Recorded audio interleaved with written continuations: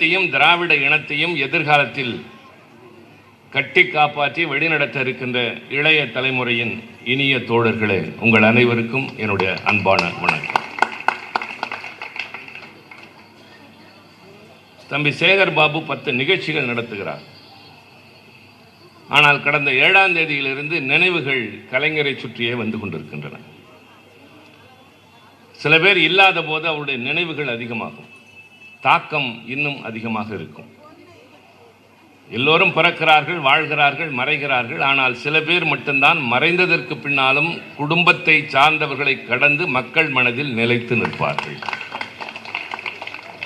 அறிஞர் அண்ணா அவர்கள் மறைந்து 57 ஆண்டுகள். அண்ணா இல்லாமல் அரசியல் இல்லை. பெரியார் மறைந்து 53 ஆண்டுகள். பெரியார் இல்லாமல் இந்த சமுதாயம் இயங்க முடியாது. அதேபோல தலைவர் கலைஞர் அவர்கள் 8 ஆண்டுகள் என்று சொல்கிறோம். இன்னும் 100 ஆண்டுகள் ஆனாலும் கலைஞர் என்ற தலைவர் இருப்பார். அவர் பெயர் நிலைத்து நிற்கும். அவர் தமிழ்நாட்டின் முதலமைச்சர் என்பதாக மட்டுமே இருந்திருப்பார். ஆனால் பலருடைய வரிசையில் அவரும் ஒருவராக இருந்திருப்பார். ஆனால் பன்முக திறமை கொண்ட அவர் அந்த பொறுப்பில் இருந்தபோது தங்கை மதிவதனை சொன்னதை போல இது நாள் வரை செய்ய முடியாததையெல்லாம் செய்து காட்டினார், செய்ய வேண்டியதையெல்லாம் செய்து காட்டினார். அறிஞர் அண்ணா தொடங்கி வைத்த ராஜபாட்டை அது. பெரியாருடைய கொள்கைகள் தான் இந்த நாட்டை வாழ வைக்கும், வளர வைக்கும், தமிழனை தலைநிமிர வைக்கும் என்று உணர்ந்த அண்ணா காரல் மார்க்ஸ் சொன்னதை போல அதிகாரம் யார் கரத்தில் இருக்கிறதோ அவர்களுக்கு சார்பாகவே அதிகாரம் செயல்படும் என்பது அடிப்படை கோட்பாடு. உழைக்கின்ற வர்க்கத்திற்கு வர வேண்டும் என்று மார்க்ஸ் சொன்னார். அடித்தளத்தில் இருக்கிற மக்களின் கையில் அதிகாரத்திற்கு வர வேண்டும் என்று அறிஞர் அண்ணா அரசியல் இயக்கம் தொடங்கினார். நான் பலவற்றை இங்கே சொல்லலாம். ஆனால் ஒவ்வொன்றாக அவர் செய்து காட்டிவிட்டு குறுகிய காலத்தில் நம்மை விட்டு பிரிந்த நேரத்தில் கலைஞர் என்ற தலைவன் வந்து காப்பாற்றினார். நான் ஒன்றை இங்கே நினைவுபடுத்த வேண்டியது என் கடமை. இன்றைக்கு ஒரு ஆட்சி நடைபெறுகிறது. வேறு திசையிலிருந்து சில பேர் முனகுகிறார்கள், திராவிட இயக்கங்களின் ஆட்சி முடிந்து போய்விட்டது என்று. இன்றைக்கு ஆட்சி நடத்துகிறவர்கள் காட்டுகின்ற கொள்கை தலைவர்களில் முதலிடத்தில் இருப்பது பெரியார் தான். அவர் இல்லாமல் இல்லை. இருமொழி கொள்கை தான் எங்கள் கொள்கை என்று முழங்குகிறார்கள். அண்ணா இல்லாமல் அந்த கொள்கை இல்லை. சமூக நீதிதான் எங்களுடைய வழி என்கிறார்கள். கலைஞர் இல்லாமல் அது இல்லை. புதிய கல்விக் கொள்கையை எதிர்ப்போம் என்கிறார்கள். தளபதி அண்ணன் ஸ்டாலின் இல்லாமல் அதுவும் இல்லை. ஆக யார் எதை செய்தாலும் நாங்கள் தான் அங்கு இருப்போம். நாங்கள் இல்லாமல் எதுவும் நடக்காது. அறிஞர் அண்ணா அவர்கள் முதலமைச்சராக முதலாக பொறுப்பேற்று அந்த தேர்தலில் பெரியார் அண்ணாவை எதிர்த்து பிரச்சாரம் செய்கிறார். காங்கிரசுக்கு ஆதரவாக பிரச்சாரம் செய்கிறார். ஆனால் வெற்றி பெற்றவுடன் அண்ணா நேரடியாக சென்று பார்த்தது பெரியாரை.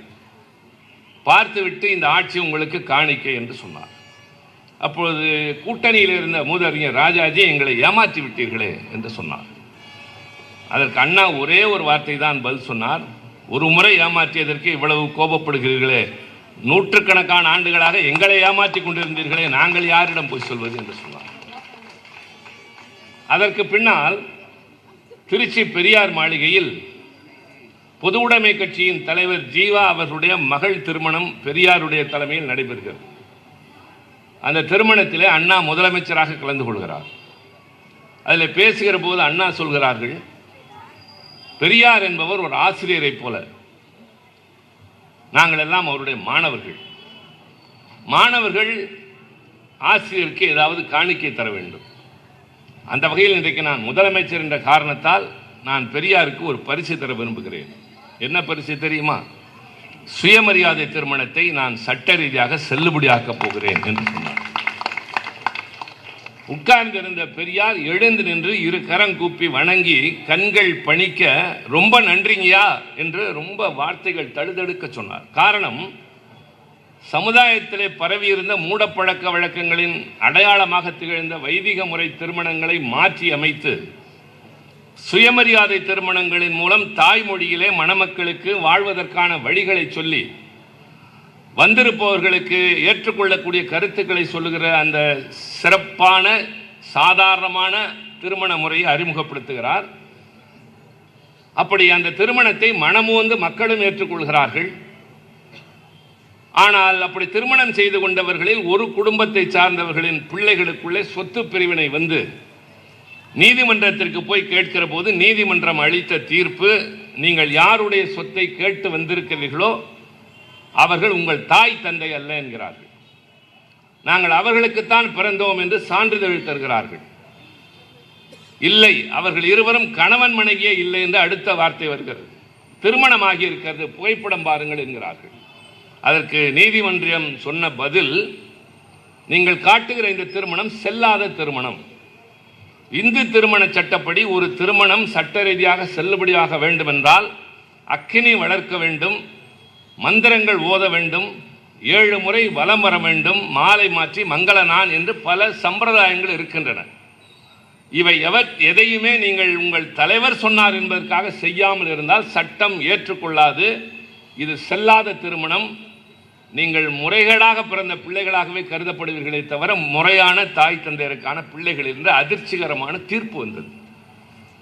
எல்லோரும் அதிர்ச்சி அடைந்தார்கள், பெரியார் உட்பட. ஆனால் திருமணம் நடப்பது மட்டும் நின்று போகவில்லை. இந்த சூழலில் தான் அண்ணா ஆட்சிக்கு வந்து சொல்கிறார், இதை நான் சட்ட ரீதியாக கொண்டு வருவேன் என்றவுடன் பெரியாருக்கு ஏற்பட்ட பூரிப்பு என்பது, அதனால்தான் திமுக அரசியல் இயக்கமாக முகிழ்த்தது. பெரியார் சொல்லிக்கொண்டே இருந்தார், மக்கள் ஏற்றுக்கொண்டார்கள். ஆனால் சட்டம் ஏற்றுக்கொள்ளாத நிலையில் சட்டங்களை இயற்றுகிற இடத்திற்கு நாமே சென்றால் என்ன என்றுதான் அறிஞர் அண்ணா இதை அரசியல் இயக்கமாக தொடங்கினார். தொடங்குகிற போது அவர் சொன்னதைத்தான் தளபதி அண்ணன் ஸ்டாலினும் வேறு வார்த்தைகளிலே சொன்னார். ஏன் திராவிட முன்னேற்ற கழகம் என்று பெயர் வைக்கிறீர்கள்? திராவிடர் முன்னேற்ற கழகம் என்று தானே வைக்க வேண்டும் என்ற போது அண்ணா சொன்ன பதில், திராவிடர் கழகம் என்ற அமைப்பு திராவிடர்களுக்கான அமைப்பு. ஆனால் நம்முடைய கட்சி என்பது திராவிடம் என்ற பூகோள பகுதியில் வாழ்கிற எல்லா தரப்பு மக்களுக்குமான ஒரு அமைப்பு, அரசியல் அமைப்பு என்று சொன்னார். அதைத்தான் நம்முடைய தளபதி அவர்கள் எல்லோருக்கும் எல்லாம் என்று சொன்னார், இன்க்ளூசிவ் குரோத்.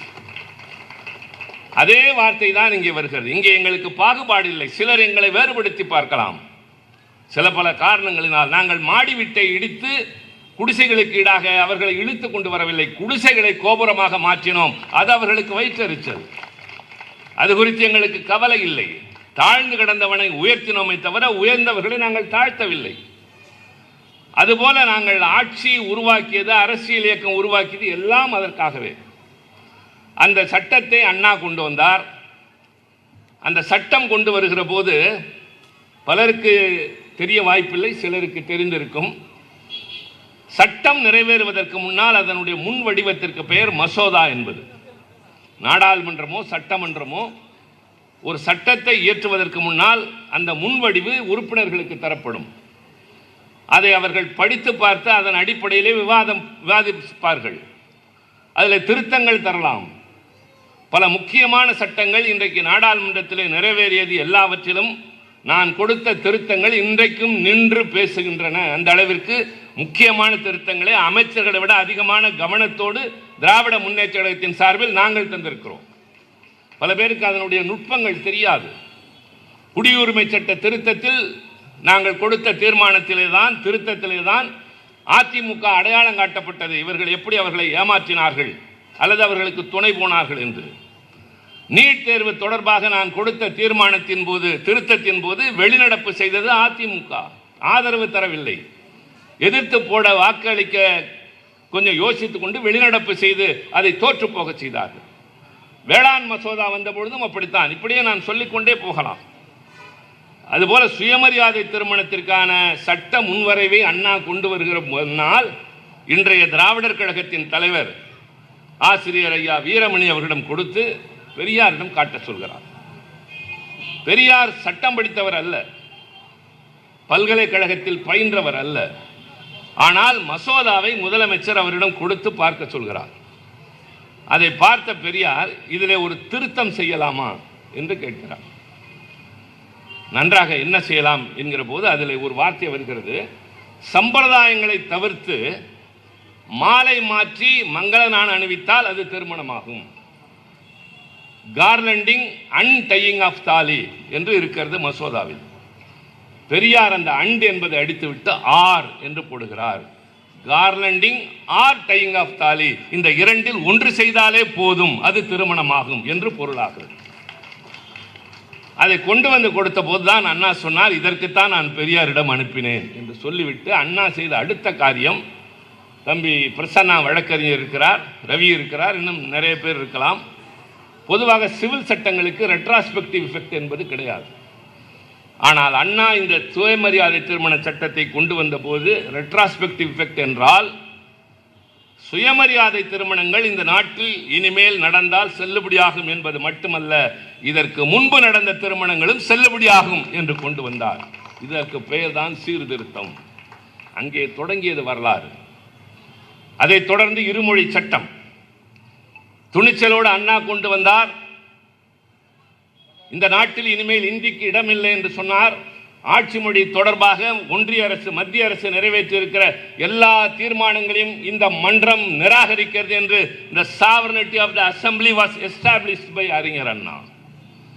சட்டமன்றத்திற்கு என்று அதிகாரம் இருக்கிறது சொல்லிவிட்டு சொன்னார், தேசிய மாணவர் படையிலே இந்தியிலே சொல்லப்படுகிற ஆணைகள் இனிமேல் நிறுத்தப்படும், ஆங்கிலத்தில் மட்டும்தான் இருக்கும். ஒருவேளை மத்திய அரசு எதிர்ப்பு தெரிவித்தால் தேசிய மாணவர் படை கலைக்கப்படும் என்று சொன்னதும் அண்ணா. தமிழ்நாடு பெயர் மாற்றம், இப்போது கேரளம் என்று கேரளாவை பெயர் மாற்றம் செய்திருக்கிறார். அதில் பேசுகிற போது நான் தமிழ்நாடு பெயர் மாற்றத்தை பற்றி தான் நாடாளுமன்றத்தில் பேசினேன். இந்த 3 சட்டங்களையும் நிறைவேற்றியதோடு அண்ணா மறைய நேர்ந்தது. முக்கியமான 3 சட்டங்கள். ஆனால் மறைவதற்கு முன்னால் சொன்னார், அதைத்தான் இங்கே சேகர் பாபுவோ மதிவதன் இங்கே பேசுகிற போதோ, பிரியா பேசுகிற போதோ, முன்னாள் விசி கோநாதன் பேசிய பொழுதோ எல்லோரும் சொல்லியிருக்க கூடும்.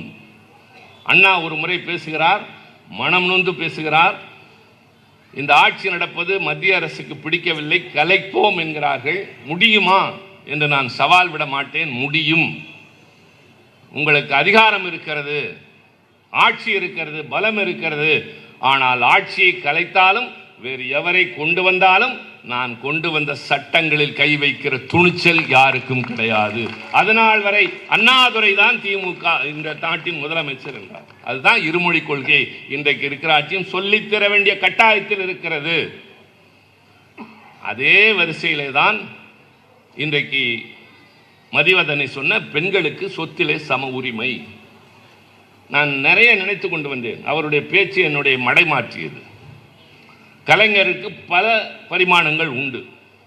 அவர் வெறும் ஒரு அரசியல் கட்சியின் தலைவர் அல்ல, வெறும் முதலமைச்சர் அல்ல, சட்டமன்றத்தில் உறுப்பினராக, எதிர்க்கட்சி தலைவராக, அமைச்சராக இருந்தார், முதலமைச்சராக இருந்தார் என்பது அல்ல. இந்தியாவை ஆட்டி படைத்தார் என்பது வேறு. அவர் ஒரு எழுத்தாளர். எழுத்தாளர் என்றால் எழுத்து என்பதில் எத்தனை வடிவங்கள் உண்டோ அத்தனையிலும் எழுதியிருக்கிறார். கட்டுரைகள், புதினங்கள், கவிதைகள், மடல்கள் என்று சொல்லப்படுகிற மடல் இலக்கியம் என்று சொல்லுகிற கடிதங்கள், நாடகத்திலே வசனங்கள், திரைப்படத்திலே வசனங்கள், திரைப்படத்திலே பாடல்கள், நாடகத்திலே நடிகர் என்று எல்லா விதமான வடிவங்களையும் எடுத்த போது ஒன்றிலே நிலையாக இருந்தார். ஒரு சமூக சீர்திருத்தவாதி என்பதிலிருந்து அவர் என்றைக்கும் நழுவியது இல்லை.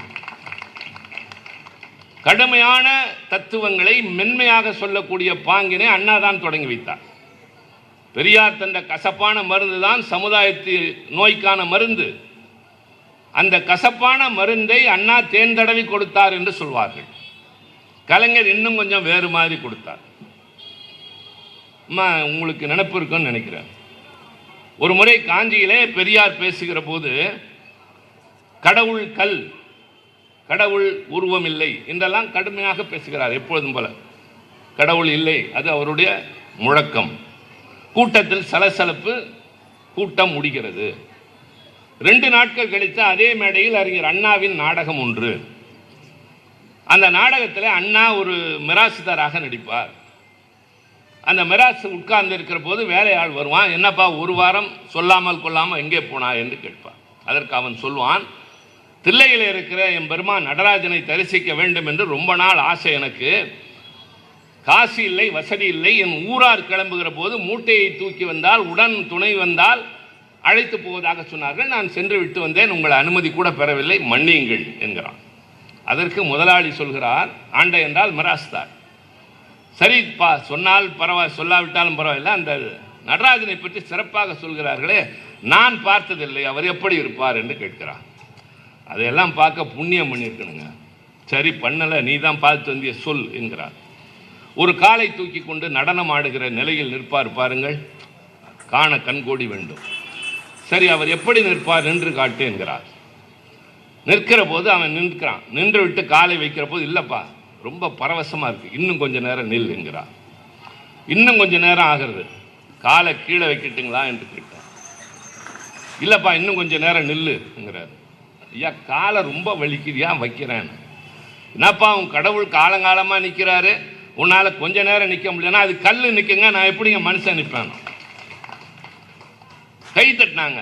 பெரியாரிடம் போய் சொன்னார்கள், நீங்கள் சொன்ன போது கல்லால் அடித்தார்கள், அண்ணா சொல்கிற போது கை தட்டுகிறார்கள் என்ற போது சொன்னார், நான் இந்த நாட்டு மக்களை முட்டாள் என்று நினைத்தேன், அடிமுட்டாள் என்று இப்போதுதான் தெரிகிறது என்று அவர் பாணியில் சொன்னார். கலைஞர் மறக்க முடியுமா படத்தில் ஒரு பாடல் எழுதுவார், அழுவதை கேட்க ஆட்களும் இல்லை, ஆறுதல் வழங்க யாருமே இல்லை, ஏழைகள் வாழ இடமே இல்லை, ஆலயம் எதிலும் ஆண்டவன் இல்லை. யாருமே கோபப்படவில்லை, கண்ணீர் தான் வெடித்தார்கள். காரணம், ஏழையின் துயரத்தை தீர்க்க முடியாமல் எப்படி ஆண்டவன் இருப்பதாக கருத முடியும் என்றுதான் எடுத்துக்கொண்டார்களே தவிர நாத்திக கருத்தாக அதை பார்க்கவில்லை. ஆக இப்படி திரைப்படத்தில் பாடல் எழுதுகிற போது, வசனங்கள் எழுதுகிற போது, கதையை உருவாக்குகிற போது எல்லாவற்றிலும் சமூக சீர்திருத்தத்தை கொண்டு வந்தார். அந்த வகையில் தான் பராசக்தி படத்திலேயே அதில் முக்கிய பாத்திரமாக வருகிற சில சகோதரிகளுக்கு நினைவிற்கும், நான் முன்பே ஒரு முறை கூறியிருக்கிறேன் அதை. கல்யாணி என்ற அந்த பெண்ணினுடைய பாத்திரம் மைய பாத்திரம்.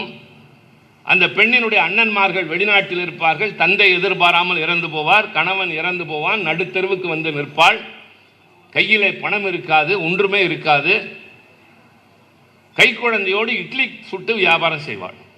அதில் எல்லாம் வசனமே வரும், இவரை போன்றவர்களுக்கு நன்றாக நினைவிருக்கும். பக்கத்து விட்டு பெண் வந்து இட்லி கடை வச்சு பொழைச்சிக்கலாமா அப்படிம்பாங்க. நான் கூட ஒருத்தரை தேடிட்டு இருக்கேன், நெப்போலியன் மாதிரி. நெப்போலியன் படிக்கிற காலத்தில் பள்ளிக்கூட வாசலில் இனிப்பு விட்டோடும் கடன் வாங்கிவிட்டு பின்னால் தேடினான், கிடைக்கவில்லை என்று சொல்வதைப் போல, நான் மிசாவிலே சிறையிலிருந்து வெளிவந்ததற்கு பின்னால் மாணவர் அரசியலை தனியாக இருந்து வீட்டுக்கெல்லாம் போகாமல் நடத்தி கொண்டிருந்த காலத்தில் ஒரு இட்லி சுட்டு விற்கிற தாயிடம் வாங்கி கொஞ்சம் பாக்கி வைத்தேன். அப்புறம் கொடுக்கல, திரும்பி நான் அந்த அம்மாவை தேடி பார்த்தேன், கிடைக்கவே இல்லை. இப்போ இருக்க வாய்ப்பு இல்லை. ஆனால் அந்த மனசில் அந்த ஏக்கம் இருந்து கொண்டே இருக்கிறது. அப்போ இட்லி கடை வையின்னு சொல்கிறப்போ இந்த கல்யாணி அதிர்ச்சி அடைஞ்சு போய், என்னம்மா இட்லி கடையா அப்படிங்கிறப்ப கலைஞர் வசனம், தமிழ்நாட்டில் தாலி கர்த்தவர்களுக்கெல்லாம் இட்லி கடை தானே தாசில் உத்தியோகம். கணவனை இழந்த தாய்மார்கள் இட்லி கடை வைத்திருப்பார்கள், 4 பேருக்கு பசியாற்றுவார்கள், அதன் மூலமாக தங்களுடைய குடும்பத்தை கண்ணியமாக நடத்திய காலம் அது. அந்த பெண் இட்லி கடை நடத்த முடியாமல் பலருடைய தொல்லை வரும், வேலை செய்ய போகிற இடத்தில் முதலாளியினுடைய துன்புறுத்தல் வரும். இப்படியே ஒவ்வொன்றாக வருகிற போது கடைசியாக வெறுத்து போய் தற்கொலை செய்து கொள்ளலாம் என்று குழந்தையை தூக்கி ஆற்றிலே போட்டு விட்டு இவள் குதிக்கிற போது போலீசார் பிடித்துக் கொள்வார்கள். குழந்தை காப்பாற்றப்பட்டுவிடும், கதையில் அது வேறு. ஆனால் நீதிமன்றத்தில் நிறுத்திவிட்டு நீங்கள் அதில் சிவாஜி பேசுகிற வசனம் மட்டும்தான் நினைவில் இருக்கும். இது ரொம்ப ரொம்ப முக்கியம். அந்த அம்மையார் ரொம்ப அலுங்காமல் குலுங்காமல் இருப்பார், முகத்திலே வாட்டம் இருக்காது, பதட்டம் இருக்காது. நீதிபதி கேட்பார், குழந்தையை கொன்றாயா? ஆம் கொன்றேன்.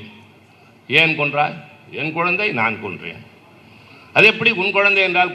வளர்க்க முடியவில்லை, கொன்றேன். ஏன் வளர்க்க முடியவில்லை? என்னால் முடியவில்லை. என் குழந்தை பாலுக்கு அழுதது, கொடுத்தால் இந்த வறண்ட மார்பில் என்ன இருக்கும்? நான் எங்கு போனாலும் என் உடலை கெட்டார்களே தவிர, என் மானத்தை கெட்டார்களே தவிர, என் பசியாற்ற என் உழைப்புக்கு மரியாதை தரவில்லை. இந்த குழந்தையை வைத்துக் கொண்டு வாழ முடியவில்லை, நான் கொன்றேன். என் பிள்ளை என்ன திருஞான சம்பந்தரா பார்வதி வந்து பால் தருவதற்கு? அதிரன் தியேட்டர். திரைப்படத்திலே கதாநாயகன் பெயர் வந்து பெரிதாக வந்த காலம், இயக்குநர்களின் காலம் வந்ததற்கு மாறி எடுத்தவுடன் கதை வசனம் மு கருணாநிதி என்று வந்ததே தலைவருடைய காலத்தில் இருந்துதான். அது மாதிரி ஆல்ஃபிரட் ஹிட்ச்காக் மாதிரி படத்துக்கு முன்னாடி தோன்றி அந்த கதையை பற்றி சொல்வார், அதுவும் அவருடைய பாணி தான். அப்படி அந்த பெண் அடுத்த வார்த்தை சொல்வார், ஒரு குழந்தையை கொன்றதற்காக என்னை இப்படி தண்டிக்க வருகிறீர்களே, 7 குழந்தைகளை கொன்ற நல்ல தங்காள் கதையை நாடு முழுவதும் நடத்துகிறீர்களே, அவளை என்ன செய்தீர்கள், அந்த நாடகத்தை தடுத்தீர்களா என்று கேட்பார். இது வசனம். உங்களில் யாருக்குமே நல்ல தங்காள் கதை தெரியாது. அது நடந்த கதை. என்ன நடந்த கதை? நல்ல தங்காள் பிறந்தது ஸ்ரீவில்லிபுத்தூரில், வாழ்க்கைப்பட்டது மானாமதுரையில். இப்போது போல எந்த தொடர்பும் போக்குவரத்து கிடையாது, வேறு எந்த தொடர்பும் இல்லாதது. திருமணமாகி போய் ரொம்ப நாள் அங்கேயே இருந்து வறட்சி, வானம் பொய்த்து போகும். இப்போது இருப்பதை போல நானும் விவசாயம் செய்கிறேன்.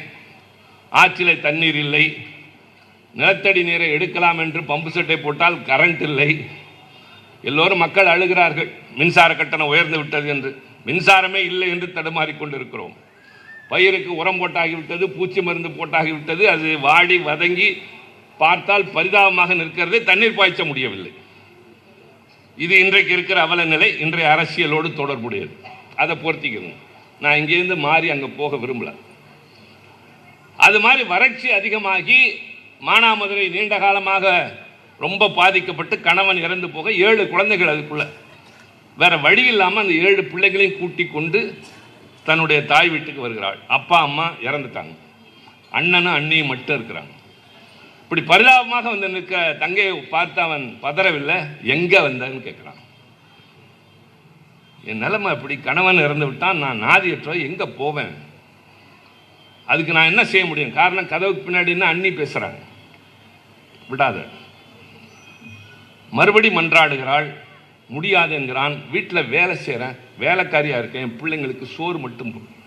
சொந்த பிறந்த வீட்டில் அவள் கெஞ்சுகிற போது அவன் சொல்றான், உனக்கு தான் கல்யாணத்தை போய் எல்லாம் பண்ணி முடிச்சிட்டமே, இன்னும் ஏன் வந்து நிற்கிற அப்படின்னு கேட்குறப்ப தான் அவள் பாப்பா சரியான உழைப்புக்கு பின்னாலும் பிள்ளைகளுக்கு உணவு இல்லாத நிலையில் மனம் நொந்து போய் 7 குழந்தைகளையும் கிணற்றில் தள்ளி அவளும் தற்கொலை செய்து கொள்வாள். இந்த கதை அப்போ நாடெல்லாம் கிராமங்களில் நடக்கும். இந்த கதையை கலைஞர் எழுதினது 52. பெண்களுக்கு சொத்திலே உரிமை வேணும்னு பெரியார் சொன்னது 1929. பொறுத்து 37 ஆண்டுகளுக்கு பின்னால் அண்ணா எப்படி காத்திருந்தாரோ அது மாதிரி முதலமைச்சராக கலைஞர் ஆன ஒன்று தான் என்ன பண்ணாரு, பிறந்த வீட்டு சொத்தில் பெண்களுக்கும் சொத்திலே உரிமை உண்டு. அப்ப எங்க போகுது பாருங்க. 37 வருஷத்துக்கு முன்னால் பராசக்தி படத்தில் எழுதின வசனம் அதிகாரம் வர்றப்ப நடத்தி காட்டுறாங்க பாருங்க. அவங்க தான் தலைவர்கள். உள்ளத்தில் கனன்று கொண்டிருக்கின்ற கனவை, லட்சியத்தை வாய்ப்பு கிடைக்கிற போது, அதிகாரம் கிடைக்கிற போது நாட்டின் மாற்றத்திற்காக கொண்டு வருகிற எத்தனையோ ஒன்றில் இதுவும் ஒன்று. பெண்களின் முன்னேற்றத்திற்கு என்னென்னவோ செய்தார். அவருடைய படங்கள், அவர் செய்த சாதனைகள். இப்போ இவங்க சொன்னோன்னே இன்னொன்று நினப்பு வந்து, இதெல்லாம் இந்த இடங்களில் தானே பகிர்ந்துக்க முடியும். நான் தனியாக பிரசன்னாகிட்டையும் வெற்றிக்கிட்டையும் நம்பிக்கிட்டையும் பேசிக்கிட்டு இருக்கிறத விட நிறைய பேசியிருக்கேன். அந்த பிள்ளைங்களாம் எங்கிட்ட தயாரானவங்க, உங்கள்கிட்டையும் பேசணும். இப்போ நான் படித்த கல்லூரி திருச்சியில் இருக்குது, பெரியார் கல்லூரின்னு அதுக்கு பேர், பெரியார் ஈவேரா கல்லூரி. நான் தளபதி முதலமைச்சராக இருந்தப்போ சொல்லி அதை பெரியார் கல்லூரி அப்படின்னு மாற்றிட்டேன். ஏன்னா எல்லாம் ஈவிஆர் காலேஜ்னு சொல்லிட்டு இருந்தாங்க. அப்போ ஆசிரியர் கூட சொன்னார், தந்தை பெரியார்னு மாற்றாதீங்க, அவன் டிபி காலேஜ்னு சொல்லிடுவான் அப்படின்னாரு. தந்தை பெரியார் கல்லூரின்னு தான் வச்சுருக்கோம். அந்த கல்லூரியை பெரியார் தான் கொடுத்தாருன்னா என்ன, திருச்சியில் நிறைய வரிசையாக வந்துக்கிட்டே இருக்கு சொல்லணும். ஒரு முறை பெரியாருடைய சிலை திருச்சியில் இருக்கு பாருங்க, அதுதான் முதல்ல பெரியாருக்கு வைத்த சிலை. காமராஜர் முதலமைச்சராக இருக்க போது வைக்கணும்னு நினைச்சு அண்ணா முதலமைச்சரான போது திறக்கிறாங்க. ஆனால் காமராஜரை புறக்கணிக்காமல் அவரோடு சாரட் வண்டியில வந்து அண்ணா அவர் தலைமையிலே திறந்து வைக்கிறார். அதுதான் அண்ணாவோட பெருந்தன்மை. அந்த சிலையில கண்ணாடி உடைஞ்சிருது. யாரோ உடைச்சிட்டாங்க, யாரோ கிருமி உடைச்சிட்டாங்க அப்படின்னு பரவுது. நாங்கள்லாம் போராட்டம் நடத்துகிறோம். மாணவர்கள் கல்லூரியில் போராட்டம் நடத்தி ஒரு பெரிய ஊர்வலமாக போகிறோம். வெளியெல்லாம் மாணவர்கள் போராட்டம். அந்த காலத்தில் இந்த மாதிரி தடைகள் இல்லாத காலம். போய் எங்கே போனோம், நேராக பெரியார் மாளிகைக்கு போகிறோம். ஐயா இருக்காங்க. அப்போ அம்மா தான் இருந்தாங்க, மணியம்மா. என்ன தம்பி, ஐயாவை பார்க்கணும். சரி, நாங்கள் போனது ஏதோ பெரிய பாராட்டு பத்திரம் கிடைக்க போகுதுன்னு போனோம். அப்புறம் உள்ளே கூப்பிட்டாங்க, அவர் உட்கார்ந்துருந்தாங்க. ஐயா பக்கத்தில் நாய்க்குட்டியோட. யார் நீங்கள் எல்லாம்? காலேஜில் படிக்கிறோம். ஏன் இன்னைக்கு பள்ளிக்கூடம் லீவானார்? இல்லைங்க, ஸ்ட்ரைக். ஸ்ட்ரைக்கா? அதெல்லாம் தொழிற்சங்கம்லாம் நடத்தும், மாணவர்களுக்கு என்ன ஸ்ட்ரைக் வேண்டியிருக்குன்னாரு. இல்லைங்கய்யா, அவங்க கண்ணாடியை வந்து இந்த மாதிரி யாரோ உடைச்சிட்டாங்க, அதை எதிர்த்து நாங்கள் உங்கள் கல்லூரியில் படிக்கிறோன்றதுக்காண்டி நாங்கள் செஞ்சோம். அப்போ அவர் சொன்னார், நான் ஒரு தப்பு பண்ணிட்டேன் அப்படி. என்னங்கய்யா, இந்த ஊரில் கிறிஸ்துவர்கள், கத்தோலிக்கர்கள், புரட்டாஸ்டன்ட்டுகள் 2 பேருக்கும் ஒரு கல்லூரி இருக்கு தனித்தனியாக. இஸ்லாமியர்களுக்கு என்று ஒரு கல்லூரி இருக்கு. பிராமணர்களுக்கு என்று ஆண்களுக்கு ஒரு கல்லூரி, பெண்களுக்கு ஒரு கல்லூரி இருக்கு. ஆனால் கிராமப்புறத்தில் இருந்து வருகிற தாழ்த்தப்பட்ட, பிற்படுத்தப்பட்ட ஏழை பிள்ளைங்களுக்கு கல்லூரி இல்லையே அப்படின்னு போய் அரசாங்கத்திட்ட சொன்னேன். காசு இல்லைன்னாங்க. நான் மடியில் வச்சிருந்த காசை எனக்கு வந்து முதல் வகுப்பு டிக்கெட் எடுத்து கொடுத்தா நான் அதை திருப்பி கொடுத்துட்டு 3வது வகுப்பு டிக்கெட் வாங்கிட்டு அந்த மீதி காசை முடிஞ்சு வச்சால அந்த காசு, மாலைக்கு பதிலாக இவ்வளவு காசு தரணும் அப்படின்னு சொன்னால அந்த காசு, பேர் வைக்கணும்னு சொன்னா பணம் வாங்கினால அது மாதிரி காசை 5 லட்சம் ரூபா காசு கொடுத்தேன். 9 ஏக்கர் நிலத்தை கொடுத்தேன். அதனால என் பேரை அந்த கல்லூரிக்கு வச்சாங்க.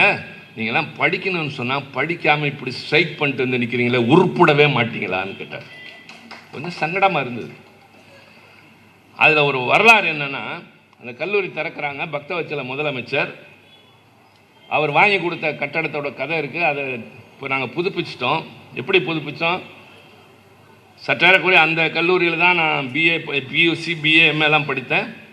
நான் மிசாவில் கைதியாக போய் பரீட்சை எழுதுனது அந்த கட்டடத்தில், எம்ஏ படித்தது அந்த கட்டடத்தில். அதை இடிக்க போயிட்டாங்க, பழசாயிடுச்சுன்னு. அப்புறம் நான் அரசாங்கத்திட்ட சொல்லி, தம்பி தங்கம் தென்னரசுகிட்ட சொல்லி,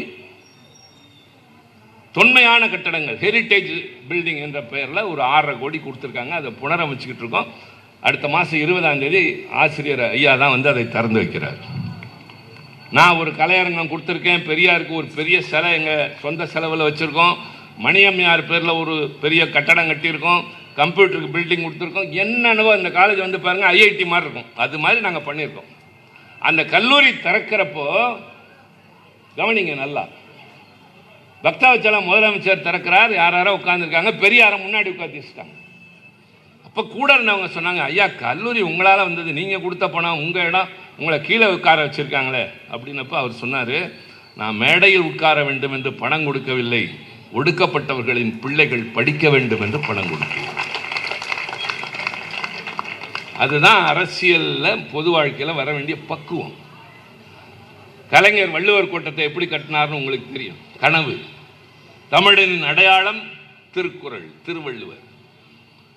அவர் போக்குவரத்து துறை அமைச்சராக இருந்தபோதுதான் அண்ணா காலத்தில் எல்லா பேருந்துகளிலும் திருக்குறள் எழுதினார். எல்லா இடங்களிலும், தங்குமிடங்களில், பயணியர் விடுதிகளில், எல்லா இடங்களிலும் செஞ்சாங்க. அது மாதிரி வள்ளுவர் கோட்டத்தை உருவாக்குகிற போது, வள்ளுவர் கோட்டத்தை அவர் உருவாக்குறார். ஒரு சாதாரண குப்பை மேடாக இருந்ததை அவர் பெருசாக கட்டுறார். இப்போ நீங்கள் திருவள்ளுவர் சிலை இருக்கு இல்லையா, அந்த கன்னியாகுமரியில், அதுக்கும் ஒரு கதை இருக்குது. அது 133 அடி உயரம். காரணம் தெரியும் எல்லோருக்கும். 133 அதிகாரங்களின் அடையாளமாக அது. சுனாமி வந்து இந்தோனேசியா, அந்தமான் எல்லா இடத்துலையும் விளையாண்டு சென்னையிலலாம் பூந்து வந்து அங்கே போய் வள்ளுவர் காலை தொட்டுட்டு திரும்பி போயிடுச்சு. அதுக்கு மேலே ஒன்றும் பண்ண முடியல. அதைத்தான் கவிஞர் வாலி சொல்வார், மேகங்கள், காகங்கள் உட்காரத்தான் சிலை வைப்பார்கள், மேகங்கள் உட்கார சிலை வைத்தது நீதான் அப்படின்னு கலைஞர்கிட்ட சொல்வார். அந்த சிலை எப்படி வந்தது அதையும் நீங்கள் தெரிஞ்சுக்கணும். அதாவது தலைவர்கள் மனசில் ஏதாவது ஓடிக்கிட்டே இருக்கும். சும்மா கிடையாது, இவர் யார்கிட்ட பேசுகிறாரு, ஃபோன் பார்க்குறாருலாம் இல்லை, ஏதாவது ஓடிக்கிட்டு இருக்கும். எங்களுக்கும் தெரியும்ல, அது நாங்களும் பண்ணுறாரு தான். அது மாதிரி கன்னியாகுமரி கூட்டத்துக்கு போனோம்னா முடித்து விட்டு இரவு நேரத்தில் கூட்டத்துக்கு பின்னால் கடற்கரையில் போய் உட்காந்து கதைக்கிறது எங்கள் வேலை. அந்த காலத்தில் இளைஞரணியில் இருந்த காலத்திலிருந்து, தளபதி நாங்கள்லாம் இருந்த நாட்கள்லேருந்து எங்களுக்கு வேலையாக தான் போய் கடற்கரையில் உட்கார வேண்டியது, கதை பேசுறது, பாட்டு பாடுறது, வரலாறுலாம் பேசுறது. இதை ஆரம்பித்து வச்சது கலைஞர் தான். அப்போல்லாம் கடற்கரையில் போய் உட்காருவாங்க, நிறைய பேசுவாங்க. அது தளபதியும் பண்ணியிருக்காரு. அது மாதிரி குமரி முனைக்கு ஒரு முறை போய் உட்கார்றப்ப வெறிச்சிக்கிட்டு இருக்கார் கடலை பார்த்து பார்த்து. என்ன ஒன்றும் பேசலை, என்ன சிந்தனையில் இருக்கார் அப்படிங்கிறப்ப இவர் சொல்கிறாரு, குமரி முனை இந்தியாவின் எல்லை, தமிழகத்தின் தொடக்கம். முதல்ல பழைய தமிழ்நாடு என்கிற லெமூரியா கண்டம் இருந்தது இந்த இடத்துல தான். முதல் சங்கம் இருந்தது அங்கே தான். கடல் கொண்டு போயிடுச்சு. இப்போது குமரி பாக்கி இருக்கு. இந்திய வரைபடத்தில் தெற்கு பகுதி குறுகி இருக்கிறது என்பார்கள். இல்லை, கூர்மையாக இருக்கிறது என்பதுதான் தமிழனுடைய கூர்மையான அறிவின் அடையாளம். அந்த இடத்துல கலைஞர் சொல்றார், தமிழனுடைய பகுதியாகிய இந்த தொடக்க இடத்தில் விவேகானந்தருக்கு மண்டபம் இருக்கு, ஆனால் நமக்குன்னு எந்த அடையாளம் இல்லைன்னு ஒருத்தட்டின் காரணம் சொல்ல அவர் அப்படியே பார்த்துட்டு இருந்தப்ப அதே மாதிரி இன்னொரு பாறை இருக்கிறத பார்த்துட்டு வந்துட்டார். அதை பார்த்து விட்டு தான் ரொம்ப சிரமப்பட்டு ஆட்சிக்கு வந்து 90ல் அந்த இடத்துல அவ்வளோ பெரிய சிலையை கலைஞர் எழுப்பினார்னா மனசுக்குள்ளேயே கணந்துக்கிட்டு இருக்கு. அந்த அந்த டிராவலர்ஸ் பங்களாவில் இடம் கிடைக்காம தளபதி நாங்கள்லாம் தவிச்ச காலம் இருக்குது. ஒரு காலத்தில் எங்களுக்கெல்லாம் இடம் கொடுக்க மாட்டாங்க. யாருமே எம்எல்ஏ கிடையாது, யாருக்குமே ஒன்றும் கிடையாது. கட்சியிலையும் அப்படி தான், எங்களுக்கு நிலைமை அப்படி தான். அப்படி ஏங்கின காலம் மாதிரி அவர் முதலமைச்சராகிற காலம், நான் நாடாளுமன்றத்தில் இத்தனை முறை உறுப்பினராக இருக்கிற காலம்லாம் கணியுது. அது மாதிரி கலைஞர் சாதாரணமான ஒரு கழகத்தின் முன்னணியினராக பேச்சாளராக இருக்க போது பார்த்த அந்த நடைமுறைப்படுத்துகிறாரு. ஒரு சிலை வடிவத்தில் இன்றைக்கு நிற்குது. வர்றவனுக்கு லேண்ட்மார்க் குமரியில் இருக்கிற வள்ளுவர் சிலை. அவர் பேரை யாராவது எடுக்க முடியுமா, மறக்க முடியுமா, தொட முடியுமா, மறைக்கத்தான் முடியுமா? அது மாதிரி இந்த வள்ளுவர் கோட்டத்தை பார்த்து பார்த்து கட்டுறாரு. ஒவ்வொரு பக்கமும் பூம்புகார் போய் பார்த்தீங்கன்னா அந்த கலைக்கூடம் சிதைஞ்சு போய் இப்போ புதுப்பிக்கப்பட்டுக்கிட்டு இருக்கு. அந்த பூம்புகாரில் எல்லா பக்கமும் பார்த்தீங்கன்னா அந்த சிலப்பதிகாரத்தின் எல்லா பக்கமும் இருக்கும். அதில் அந்த கதையே அந்த இதில் சில சின்ன சின்ன சிற்பங்களாகவே இருக்கும். அவர் ரொம்ப கற்பனை கலாரசனை உள்ள தலைவருங்கிறதுக்கு அந்த கடலை பார்த்துட்டு இருக்க மாதிரி ஒரு டிவி கட்டினார். அங்கே உட்காந்துட்டு யோசிக்கிறது. அதில் தான் இந்த பூம்புகார் வந்தது. இப்போ பூம்புகாருங்கிறப்ப அடுத்து அதையும் சொல்கிறேன். கலைஞரை பற்றி பேசுகிற நாளில் வேறு என்ன பேசுறது? கண்டவங்களை பற்றி பேசி வேணாம், வேண்டதை இதை பற்றி நான் பேச விரும்பல. நான் எப்போதும் தலைப்புக்குள்ளே நிற்கிறாள். இன்றைக்கி நான் அப்படியே நின்றுக்கிறேன். பிரசன்னா விட்டா அவர் பார்த்துக்குவார். தம்பி ஓடிட்டானா? ஆமாங்கிறேன். வர்றப்போ நான் ஒரு கதை சொன்னேன். உன்னை பற்றி தவறாக சொல்கிறாரு. அதாவது உட்கார் உட்கார். நிறைய பேருக்கு இது தெரியாது. தம்பி வெற்றி, நான் உங்களெல்லாம் பெரியவங்களெல்லாம் கூப்பிடல. உங்களுக்கு சிலப்பதிகாரம் தெரியும், பூம்புகார் படமும் பார்த்துருப்பீங்க. ரெண்டுக்கு என்ன வேறுபாடு தெரியுமா? சிலப்பதிகாரம் தான் பூம்புகார். அதில் இல்லாத 2 காட்சி அதில் வரும். எல்லாருக்கும் ஒரு சந்தேகம் வரும். திருமணமான அன்றே கோவலன் போய் மாதவி நடனத்தை பார்த்துட்டு அவள் அழகில் மயங்கி அவளை விலை கொடுத்து வாங்கிட்டு போய் அவளோட குடும்பம் நடத்த ஆரம்பிச்சிட்றான் அப்படிங்கிறது கதை. எல்லாரும் கேட்பாங்க, அது எப்படி கல்யாணம் ஆன அன்னைக்கே வீட்டில் மனைவி காத்துட்டு இருக்கப்போ முதலிரவு கூட இல்லை போய் யாரே ஒரு பொண்ணை கூட்டிவிட்டா மனுஷனாயான்னு கேட்பாங்க. ஆனால் அந்த படத்தில் ஒரு கற்பனை காட்சி வரும். காலப்பேடையும் கவிதை சாவியம்னு கலைஞர் ஒன்று எழுதியிருப்பார். வால்கா முதல் கங்கை வரைக்கு அடுத்து இதுதான் ஆந்த்ரோபாலஜி, மனுஷனுடைய வரலாற்றை சொல்கிற ஒரு பெரிய அற்புதம். அதில் நான் அவர்கிட்ட கேட்டேன், என்னென்ன இதெல்லாம் சேர்த்து எழுதுறீங்க, இதெல்லாம் நடந்துதான்? அப்பப்போ கதை கொடுணும், கற்பனை செய்யணியா, அப்போ தான் சுவையாக இருக்கும், இல்லைன்னா ரொம்ப சோர்ந்து போர் அடிக்கும் அப்படிம்பார். அது மாதிரி அந்த படத்தில் மாதவி நடனம் நடக்கிறப்ப எஸ்எஸ்ஆர் உட்கார்ந்துருப்பார் கோவலன். கொஞ்சம் தள்ளி வியாபாரத்திற்காக வந்து ஒரு யவன கிழவன் உட்கார்ந்துருப்பான். ரோம் நாட்டிலேருந்து வந்தவன், கை நிறைய ஒரு மூட்டை பணத்தை வச்சுக்கிட்டு. அதனுடைய பொருள் அந்த பொண்ணை ஏலத்தில் எடுக்க வந்திருக்கான். விட்டா அவன் வெளிநாட்டுக்காரன், அதுவும் வயசானவன், அந்த பொண்ணை கூட்டிகிட்டு போயிடுவான்னு கோவலன் வாங்கினானே தவிர வேறு காரணம் இல்லைன்னு ஒரு கற்பனை காட்சி. அடுத்து கடைசியாக மாதவியிட்டேருந்து பிரிஞ்சு வந்து தான் கண்ணகிட்ட வராருன்றது காவியம். ஆனால் இதில் முன்னாடியே ஒன்று வரும். கண்ணகியினுடைய தோழி போய் சொல்வாள், நீ இல்லாமல் அவள் வாடுகிறாள், வதங்குகிறாள், ரொம்ப வேதனையோடு இருக்கிறாள் என்கிற போது நிஜமாவா என்று பார்ப்பதற்காக வருவாங்க. வர்றப்ப அந்த அம்மா விஜயகுமாரி திண்ணல் அப்படியே உட்கார்ந்துருப்பாங்க, வருகிற திசையை பார்த்து கொண்டு. கரெக்டாக உள்ளுக்குள்ளே ஒரு கோழி ஓடும், ஷூன்னு விரட்டிட்டு கதவை டமால் நடப்பாங்க. கதவை அடைக்கிறப்ப இவர் வந்து எதிர நிற்பார். நம்மை பார்த்து விட்டு தான் கதவை அடைக்கிறாள் என்று கோபத்தோடு திரும்பி போயிடுவார். இதுவும் கற்பனை காட்சி. இதெல்லாம் வந்து ஒரு கதையை எழுதுகிறப்பே அவர் எப்படியெல்லாம் கொண்டு வரார் அப்படின்னு சொல்லி. அந்த மாதிரி இந்த வள்ளுவர் கோட்டம், பூம்புகார் கலைக்கூடம், திருவள்ளுவர் சிலை என்ற வரிசையில் இந்த வள்ளுவர் கோட்டத்தெல்லாம் கட்டி முடிச்சிட்டாரு. அவசர நிலை காலம், ஆட்சி கலைக்கப்படுகிறது. ஆட்சி கலைக்கப்பட்டு முதல் நாள் வரை முதலமைச்சர் ஆள் படை பரிவாரம். இன்னைக்கு வேலு பேசுகிறப்ப கூட சொன்னார், என்ன சொன்னார், நேற்று எங்களுக்கு சலாம் போட்டவங்களாம் இன்னைக்கு உங்களுக்கு போடுறாங்கன்னாரு. That is democracy. அதானே நடக்கும். அதே காரு இவங்களுக்கு போயிட்டுருக்கு, நாளைக்கு இன்னொருத்தருக்கு போகும். அதை புரிஞ்சுக்கணும் முதல்ல. இதெல்லாம் சாஸ்வதமே இல்லை. அண்ணா முதலமைச்சரானவொன்னே கொண்டாந்து நாற்காலி ஃபர்னிச்சர் சோஃபாலாம் போடுறாங்க. அண்ணி மாடி கொண்டு போயிட்டாங்க.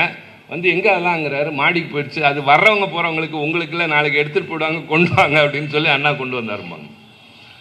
அது மாதிரி முதலமைச்சராக இருந்த கலைஞர் தனித்து விடப்பட்டார். யாரும் பார்க்க போக முடியல, கட்சிக்காரர்கள் கூட நெருங்க முடியவில்லை. அவர் போகிற இடத்தில் யாராவது உணவு கொடுத்தால் அடுத்த நாள் கைது செய்யப்பட்டு மிசாவுக்கு வருவார்கள். என் கூட அப்படி ஒருத்தர் வந்தார். என்னையா தப்பு பண்ண, நான் ஒன்றுமே பண்ணுங்க, ஒரு கடை வச்சுருக்கேன், எதுக்கே பிடிச்சாங்க, கலைஞர் வந்தப்போ சோறு போட்டேன்னு பிடிச்சிட்டு வந்துட்டாங்க. அவ்வளவு கொடுமையான காலம். அப்போ வள்ளுவர் கோட்டத்தை அவசர காலத்தில் திறக்கிறாங்க. கலைஞருக்கு 15வது வரிசையில் ஒரு இடம். அதை உருவாக்க காரணமான தலைவன் முதலமைச்சராக இருந்தவருக்கு ஒரு மரியாதை நிமித்தமாக கூப்புணுன்ற நாகரிகம் இல்லாமல், மரபு இல்லாமல், அது அந்த வஞ்சக அரசியல், ஒருவரை பழிவாங்கணுன்ற ஒரு கீழ்த்தரமான குணங்கள், நல்ல குணங்கள் எல்லாம் சிதைந்து போவதை சில பேர் நடைமுறைக்கு கொண்டு வந்துடுறாங்க. அது அவசியமே அல்ல. ஒருவர் நிலை தாழலாம், உயரலாம், வண்டி சக்கரம் சுழல்வது போலத்தான் ஜனநாயகத்தில் ஏற்றமும் இறக்கமும் வரும். அப்போ கலைஞர் உட்கார்ந்து ஒரு கடிதம் எழுதுகிறார். தன்னுடைய மகள் திருமணத்தை சென்று நேரடியாக பார்க்க முடியாத ஒரு தாய் அந்த போட்டிருக்கிற ஓலையில் இருக்கிற சின்ன ஒரு துவாரத்தின் வழியாக அதை பார்த்து ரசிப்பதை போல நான் கோபாலபுரத்து மாடியிலே உட்கார்ந்து வள்ளுவர் கோட்டம் திறக்கப்படுவதை பார்த்தேன் அப்படின்னு எழுதுவார். அப்புறம் 89 முதலமைச்சராக அங்கே தான் பதவி எடுத்தார். நான் இப்போ ஒப்பிட வர்றது, பெரியார் கல்லூரியை கொடுத்தார், மேடையில் இடம் தரவில்லை, எதிரே உட்கார வைத்தார்கள். கலைஞர் வள்ளுவர் கோட்டம் கட்டினார், உள்ளே அழைக்கவில்லை. ஆனால் காலம் மாறியது, மீண்டும் எங்கள் கைக்கு ஆட்சி வந்தது, சரித்திரமிக்க சாதனைகளை நிறைவேற்றினோம். இன்னைக்கும் அதுதான். இப்போ எங்கள்கிட்ட ஆட்சி மட்டும்தான் இல்லை, கட்சி வலிமையா இருக்கு. நீங்க எங்களோட இருக்கீங்க. மற்றவங்களாம் இருக்கும்பாங்க, அது கூட்டம். எங்களோடு இருப்பவர்கள் சிப்பாய்கள், ஆல் சோல்ஜர்ஸ். சாதாரணமான கடைக்கோடி தொண்டன் வரை ஒரு ராணுவ சிப்பாயை போல இருக்கிற கட்டமைப்பு கொண்ட இயக்கம் திராவிட முன்னேற்ற கழகம்.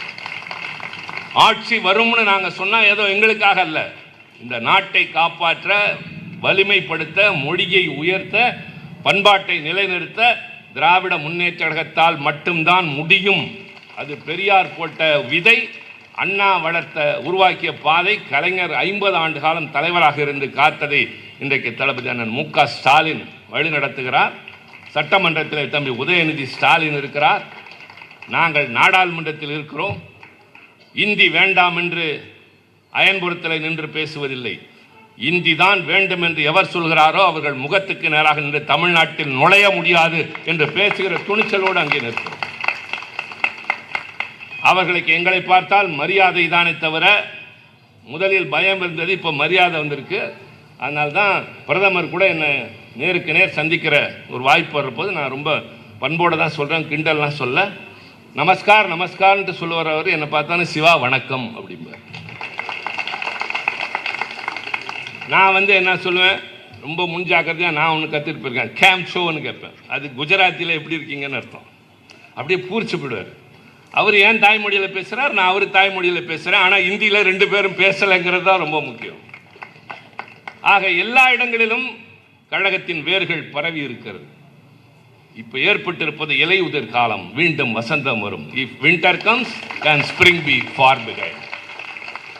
அதற்கு வழிகாட்டுகின்ற நெறியாக, வலிமையாக எந்நாளும் கலைஞர் நமக்கு இருப்பார். அவர் நினைவை போற்றுவதோடு மட்டுமல்ல, அவர் எண்ணங்களை, மனதில் கனந்து கொண்டிருந்தவைகளை நிறைவேற்றுகிற பட்டாள வரிசை சிப்பாய்களாக இருப்போம் என்ற உறுதியை இந்த நாளில் ஏற்போம் என்று கூறி, இந்த வாய்ப்புக்கு நன்றி கூறி தம்பி சேகர் பாபுவை மீண்டும் ஒரு முறை பாராட்டி விடைபெறுகின்றேன். நன்றி, வணக்கம்.